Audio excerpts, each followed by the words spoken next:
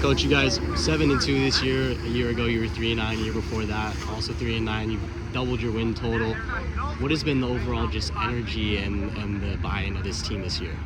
It's been a lot of buy-in. I would say from the start of off-season till now, a lot of guys have been bought into Coach Dillingham's mission and his goals that we want to accomplish here, and just we're starting to see little fruits of our labor. And so when we start seeing fruits of the labor this early in the season, you get a little extra buy-in from other guys on the roster. So that's been,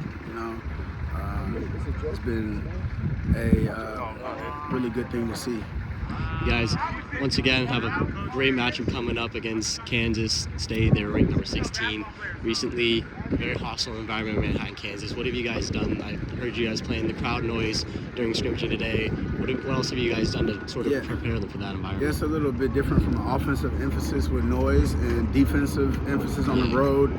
They're literally quiet when we're on the road, so we'll be able to communicate from a defensive standpoint. It's actually better to play on the road from a noise standpoint, versus when we're at home, the crowd's going crazy when we're on the field on third down. So when we're on the road, it's more of an opportunity for us to focus as a defense and be on our P's and Q's. Yeah, you guys are going up against Avery Johnson, very mobile quarterbacks, able to extend a lot of plays. How important is it going to be for you guys, the defensive backs, to just kind of keep locking down those wide receivers and not letting them get open with 10, 15-second plays at times? Yeah, we got to keep them in the pocket. We also have to stay sticky to routes. If we feel like we're holding a guy too long or guarding a guy too long down the field, maybe the quarterback's still in the pocket or running around. So that's been a big emphasis this week. Yeah, back-to-back weeks, LT Welch has really come up big for this team. Last week he had that pick six that really swung the energy of the game heading into halftime.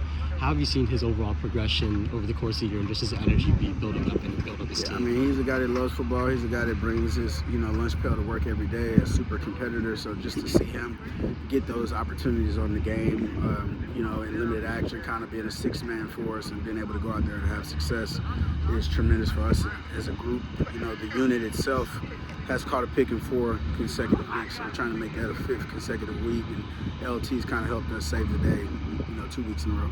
Yeah, having that guy almost coming off the bench behind Abney and Javon Robinson, what does that depth do for you? Not only him, just all those guys behind him.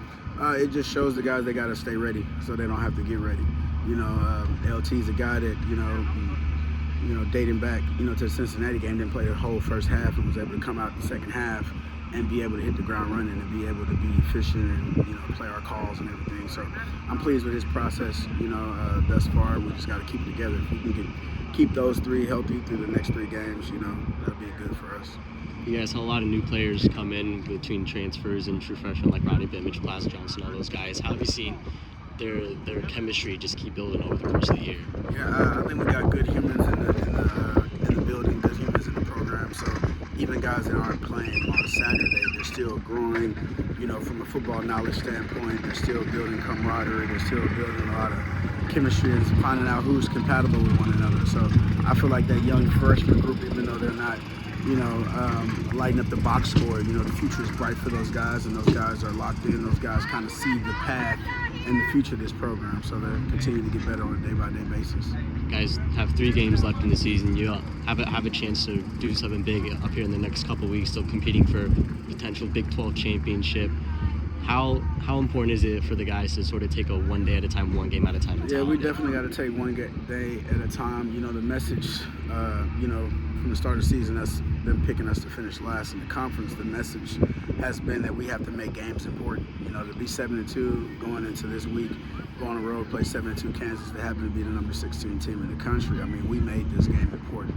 So that's a message to the guys on the team. Nobody counted us to be involved in any of these conversations. Now we're in the conversation. We got to keep it that way. So we made this a very important game. So we just got to make sure that we seize the opportunity, because when it's your time, it's your time. You never know when it's your time. Right now, this could be the time. So what are we willing to do to pay the price? What are we willing to sacrifice at this stage of the game to give ourselves an opportunity to compete for a championship?